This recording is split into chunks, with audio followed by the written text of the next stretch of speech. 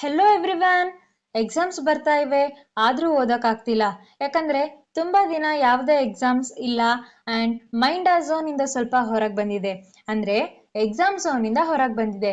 ಆದ್ರೆ ಇನ್ಮುಂದೆನೂ ಹಿಂಗೆ ಕಂಟಿನ್ಯೂ ಆದ್ರೆ ಕಷ್ಟ.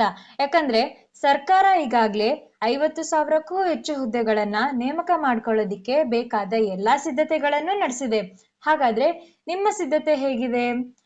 ನಮಗ್ ನಾವೇ ಪ್ರಶ್ನೆ ಮಾಡ್ಕೊಳ್ಳೋದಾದ್ರೆ ಸರ್ಕಾರ ಈ ಮಂತ್ ಅಥವಾ ನೆಕ್ಸ್ಟ್ ಮಂತ್ ನೋಟಿಫಿಕೇಶನ್ ಮಾಡಿ ಇನ್ನು 3 ತಿಂಗಳಲ್ಲಿ ಎಕ್ಸಾಮ್ಸ್ ಮಾಡಿದ್ರೆ ಬರೆಯುವಷ್ಟು ಕೆಪಾಸಿಟಿ ನಮ್ಮ ಹತ್ರ ಇದೆನಾ? ನಿಮ್ಗೆಲ್ಲ ಗೊತ್ತಿರೋ ಹಾಗೆ ಕಾಂಪಿಟೇಷನ್ ತುಂಬಾ ಇದೆ.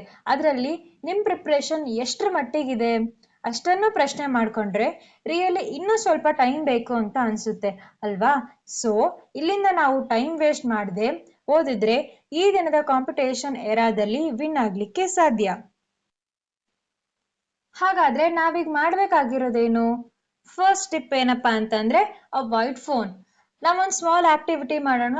ನಮ್ಮ ಹತ್ರ ಇರೋ ಫೋನ್ ತೆಗೆದು ನಮ್ಮ ಸ್ಕ್ರೀನ್ ಟೈಮಿಂಗ್ ಎಷ್ಟಿದೆ ಅಂತ ಚೆಕ್ ಮಾಡೋಣ. ಖಂಡಿತವಾಗಿಯೂ ಮಿನಿಮಮ್ ಆಫ್ 3 to 5 ಅವರ್ಸ್ ಇರುತ್ತೆ ಅಲ್ವಾ? ಇದರಿಂದಲೇ ಗೊತ್ತಾಗುತ್ತೆ ನಮ್ಗೆ ಯಾಕೆ ಓದಕ್ ಆಗ್ತಿಲ್ಲ ಅಂತ. ನಮ್ಮ ಮೈಂಡ್ ರೀಲ್ಸ್ ಶಾರ್ಟ್ ಕಂಟೆಂಟ್ಗೆ ಅಡಿಕ್ಟ್ ಆಗಿದೆ. ಇದರಿಂದಾಗಿ ಬಾಕಿ ಹೊತ್ತು ಯಾವ್ದ್ರ ಮೇಲೇನೂ ಜಾಸ್ತಿ ಹೊತ್ತು ಕಾನ್ಸಂಟ್ರೇಟ್ ಮಾಡಕ್ ಆಗ್ತಿಲ್ಲ. ನಮ್ಮ ಅಟೆನ್ಷನ್ ಸ್ಪ್ಯಾನ್ ಕಮ್ಮಿ ಆಗ್ಬಿಟ್ಟಿದೆ.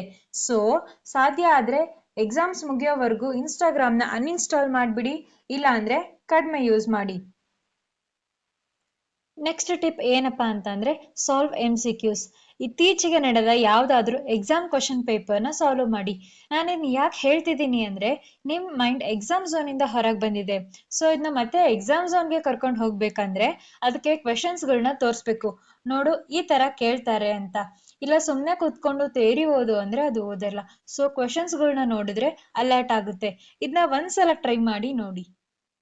ಥರ್ಡ್ ಟಿಪ್ ಏನಪ್ಪಾ ಅಂತ ಅಂದ್ರೆ ಟ್ರ್ಯಾಕ್ ಯುವರ್ ಪ್ರೋಗ್ರೆಸ್. ನಿಮ್ಮ 1 ವಾರದ ಸ್ಟಡಿಯನ್ನ ಟ್ರ್ಯಾಕ್ ಮಾಡಿ ನೋಡಿ.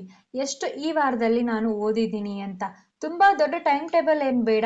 ಜಸ್ಟ್ 1 ವಾರದಿಂದ ಶುರು ಮಾಡಿ ಈ ವಾರ ನಾನು ಎಷ್ಟು ಕಂಪ್ಲೀಟ್ ಮಾಡಿದ್ದೀನಿ ಅಂತ. ಅದೇ ನೆಕ್ಸ್ಟ್ ನಿಮ್ಗೆ ಮೋಟಿವೇಶನ್ ಕೊಡುತ್ತೆ. There is a saying, you don't rise to the level of your goals, you fall to the level of your systems ಅಂತ.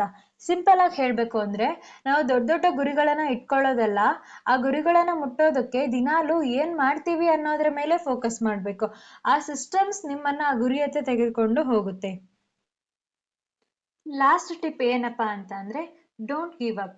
ಒಂದ್ಸಲ ನಿಮ್ ಜರ್ನಿನ ಹಿಂತಿರುಗಿ ನೋಡಿ, ಎಷ್ಟು ದೂರ ಸಾಗಿ ಬಂದಿದ್ದೀರಿ ಅಂತ. ಕಾಂಪಿಟೇಷನ್ ತುಂಬಾ ಇದೆ ಅನ್ನೋದು ಎಷ್ಟು ನಿಜಾನೋ, ಡಿಸ್ಟ್ರಾಕ್ಷನ್ಸ್ ಕೂಡ ತುಂಬಾ ಇದೆ ಅನ್ನೋದು ಅಷ್ಟೇ ನಿಜ.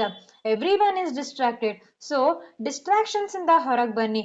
ಇಷ್ಟು ದೂರ ಸಾಗಿ ಬಂದಿದ್ದೀರಿ, ಕೊನೆ ಕ್ಷಣದಲ್ಲಿ ಕೈ ಚೆಲ್ಲಿ ಕೂರೋದು ಬೇಡ.